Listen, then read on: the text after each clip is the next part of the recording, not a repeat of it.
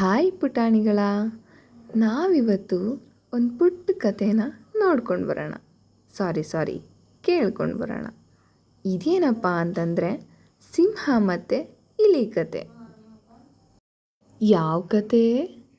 ಸಿಂಹ ಮತ್ತು ಇಲಿ ಕತೆ. ಶುರು ಮಾಡೋಣ ಹಾಗಾದರೆ. ಒಂದಿನ ಕಾಡಲ್ಲಿ ಒಂದು ಸಿಂಹ ಮರದ ನೆರಳಲ್ಲಿ ಸುಖವಾಗಿ ಮಲಗಿರುತ್ತೆ.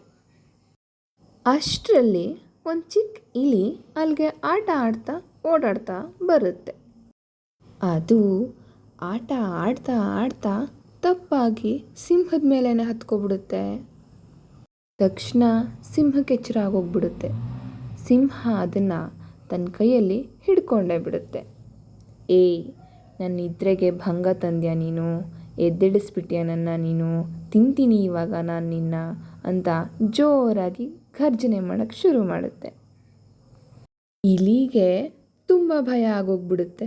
ಸಿಂಹರಾಜ, ದಯವಿಟ್ಟು ನನ್ನ ಕ್ಷಮಿಸ್ಬಿಡು. ಇಂದು ನನ್ನ ಬಿಟ್ಬಿಡು. ಒಂದಿನ ನಾನು ನಿಂಗೆ ಸಹಾಯ ಮಾಡ್ಬೋದು ಅಲ್ವಾ? ನೋಡು, ಬಿಟ್ಬಿಡು ಪ್ಲೀಸ್ ಅಂತ ಬೇಡ್ಕೊಳ್ಳುತ್ತೆ.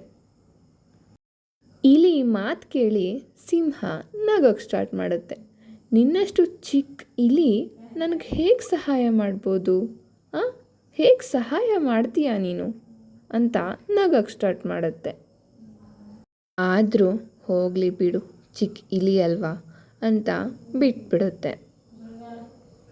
ಹಾಗೆ ಸ್ವಲ್ಪ ದಿನ ಕಳೀತಾ ಇದ್ದ ಹಾಗೆ ಒಂದಿನ ಸಿಂಹ ಒಬ್ಬ ಬೇಟೆಗಾರನ ಬಲೆಗೆ ಸಿಗಾಕೋಬಿಟ್ಟಿರುತ್ತೆ. ಅದು ಬೇಟೆಗಾರ ಬರೋದಕ್ಕೆ ಮುಂಚೆ ಹೇಗಾದರೂ ಮಾಡಿ ತಪ್ಪಿಸ್ಕೊಂಡು ಹೋಗಬೇಕು ಅಂತ ಜೋರಾಗಿ ಘರ್ಜನೆ ಮಾಡ್ತಾ ಇರುತ್ತೆ ಮತ್ತು ಸಹಾಯಕ್ಕೋಸ್ಕರ ಕೂಗ್ತಾ ಇರುತ್ತೆ, ನನ್ನ ಕಾಪಾಡಿ ಅಂತ. ಆ ಗರ್ಜನೆನ ಇಲಿ ಕೇಳಿಸ್ಕೊಂಡು ಓಡೋಡಿ ಬರುತ್ತೆ. ಬಂದು ತನ್ನ ಚೂಪಾದ ಹಲ್ಲುಗಳಿಂದ ಬಲೆಯಲ್ಲಿರುವಂಥ ಹಗ್ಗಗಳನ್ನೆಲ್ಲ ಹಚ್ಚೋದಕ್ಕೆ ಸ್ಟಾರ್ಟ್ ಮಾಡುತ್ತೆ.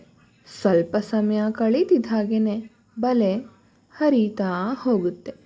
ಸಿಂಹನೂ ಹೊರಗಡೆ ಬರುತ್ತೆ. ಅದಕ್ಕೆ ತುಂಬ ಖುಷಿಯಾಗಿರುತ್ತೆ. ಆವಾಗ ಅದು ಇಲಿಗೆ ಧನ್ಯವಾದ ಹೇಳೋದಕ್ಕೆ ಅಂತ ಬರುತ್ತೆ. ಏನು ಹೇಳುತ್ತೆ ಗೊತ್ತಾ? ನೀನು ಚಿಕ್ಕವಳಾದರೂ ದೊಡ್ಡ ಸಹಾಯ ಮಾಡಿದೀಯ.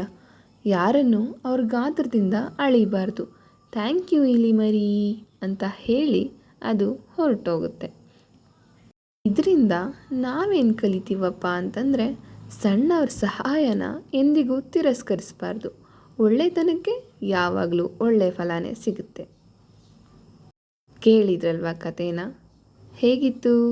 ಚೆನ್ನಾಗಿತ್ತಾ? ಲೈಕ್ ಮಾಡಿ, ಶೇರ್ ಮಾಡಿ, ಸಬ್ಸ್ಕ್ರೈಬ್ ಮಾಡಿ, ಸಪೋರ್ಟ್ ಮಾಡಿ. Thank you ಪುಟಾಣಿಗಳ.